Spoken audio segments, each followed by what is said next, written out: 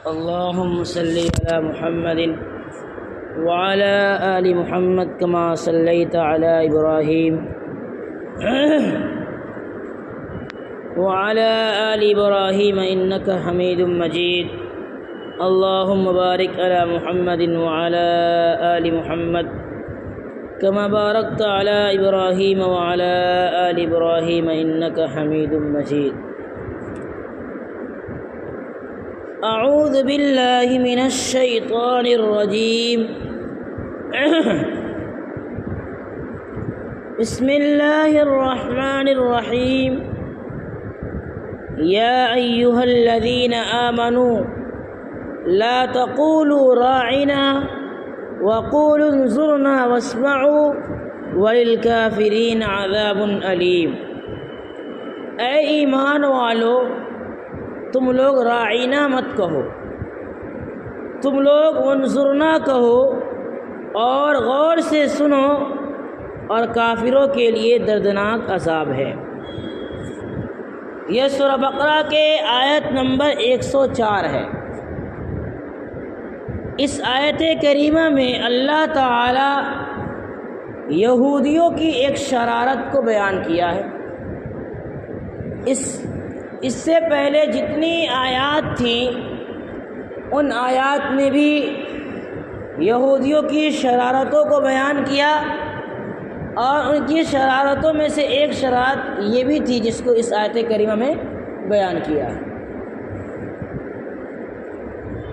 پہلے آیت کریمہ کے مطلب دیکھیے، اللہ تعالی فرما رہا ہے کہ اے ایمان والو، اے وہ لوگوں جن کا اللہ کی ذات پر ایمان ہے، یعنی میری بندگی کا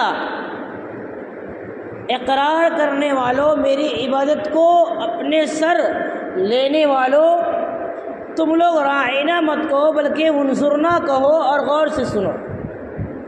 اس آیت کریمہ کے مخاطب اس وقت صحابہ اکرام تھے۔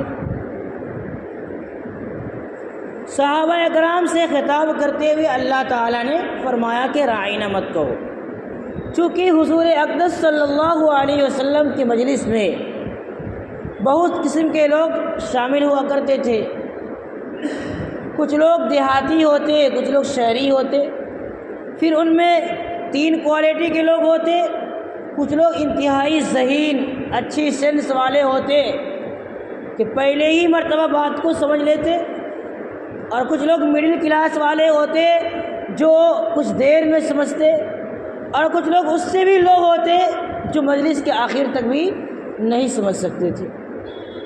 تو صحابہ کرام رضوان اللہ تعالی علیہم اجمعین حضور اقدس صلی اللہ علیہ وسلم سے کہا کرتے تھے کہ اے اللہ کے رسول، راعینا ہماری رعایت کرتے ہوئے کلام فرمائیے،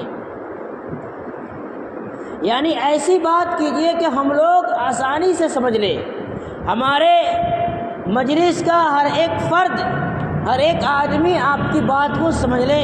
اس کی رعایت کرتے ہوئے اللہ کے رسول بڑا کرم ہوگا، اس طرح آپ گفتگو فرمائیے اور کلام فرمائیے۔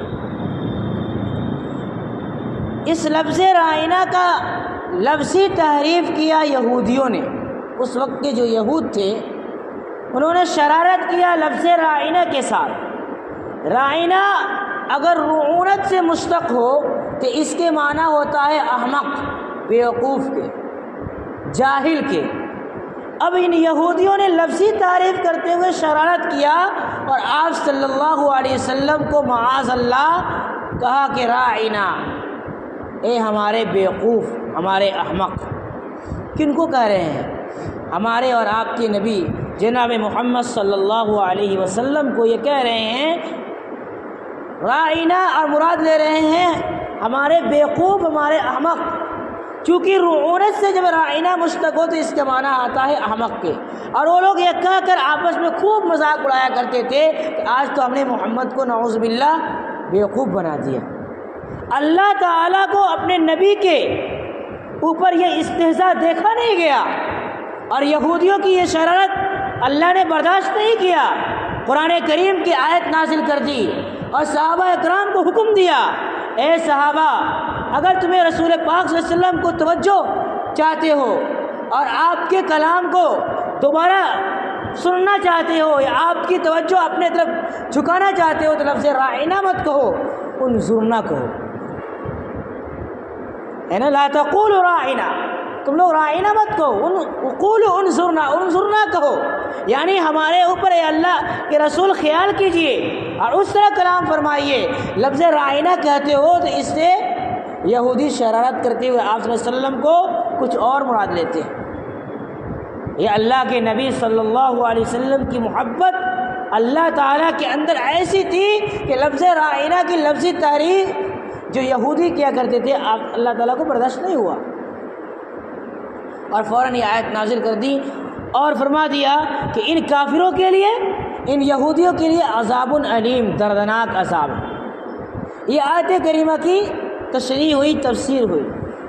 اس آیت میں جو اہم نقطہ ہے وہ ہے کہ اللہ تعالی یہودیوں کی روش اور اس کے چال چلن سے اتنا ہمیں دور رکھا ہے کہ ان کی طرف بات کرنے سے بھی منع فرمایا کہ جو وہ لوگ اپنے کلام میں طرز اختیار کرتے ہو، اے ایمان والو ویسا طرز اختیار مت کرو۔ لیکن آج ہمارا حال یہ ہے کہ ہم میں سے ہر انسان جب تک یہودیوں کے چال ڈھال کو، ان کے کیریکٹر و کردار کو اپنی عملی زندگی میں نہ لے آئے اس وقت تک ہم کامیاب نہیں سمجھتے۔ ہماری گھر کی عورتیں ان یہودیوں کے بے حیا لباس کو پہن کر یوں سمجھتی ہے کہ ہم سب سے خوبصورت دکھ رہے ہیں یا ہم سب سے اچھی دکھ رہے ہیں، ہماری خوبصورتی اس میں کھل رہی ہے ان یہودیوں کی عورتوں کے گندی اور ننگی لباس پہن کر۔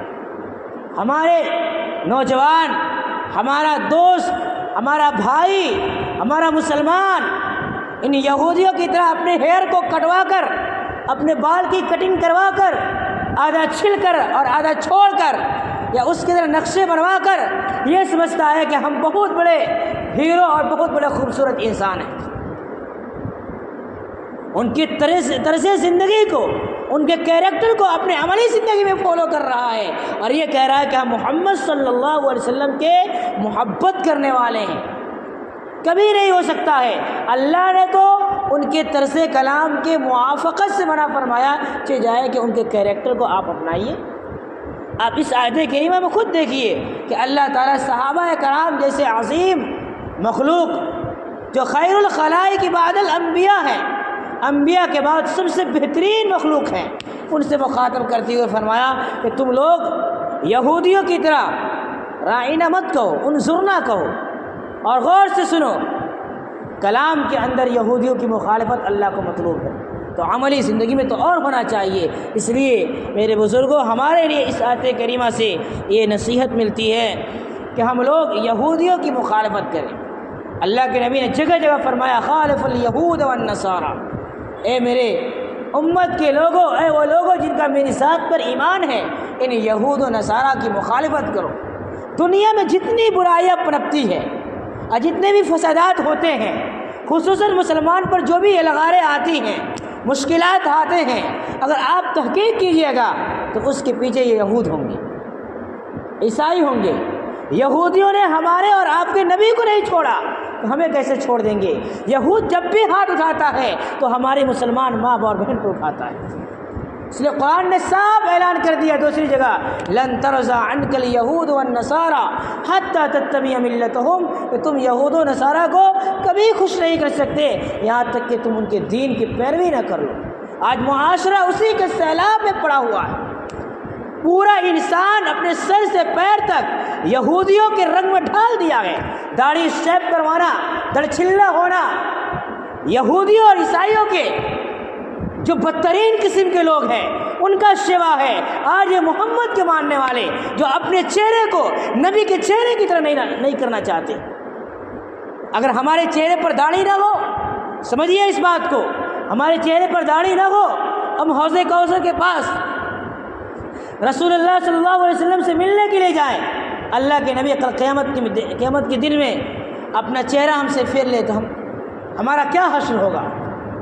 ہم خوشی بخوشی جائیں گے کہ اے اللہ کے نبی ہم آپ کی امت ہیں اور آپ حوض کوثر میں سے پانی آپ کو نہ پلائے اپنا چہرہ پھیر لے، کیونکہ تمہارے چہرے کے اوپر میرے سنت نہیں ہے۔ تو نے اتنا پاسداری نہیں کی کہ میری سنت کو تو اپنے چہرے پر سجائے رکھا۔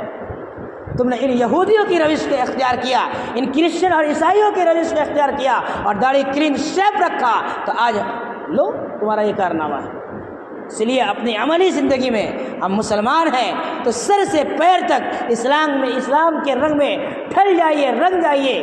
گھر کی عورتوں کو، گھر کے بچوں کو، سب کو آپ اسلام کے رنگ میں رنگیے۔ انشاءاللہ اللہ تعالیٰ جو کامیابی ہمارے اور آپ کے مقدر میں لکھا ہے وہ مل کر رہے گا۔ دنیا مقدر سے ملتی ہے اور جنت آپ کی محنت سے ملتی ہے۔ جنت کی کھیتی دنیا ہے، اور دنیا میں جو ملنا ہے آپ کی پیدائش سے پہلے اللہ تعالیٰ نے لکھ دیا۔ اللہ تعالیٰ ہم سب کو عمل کرنے کی توفیق عطا فرمائے۔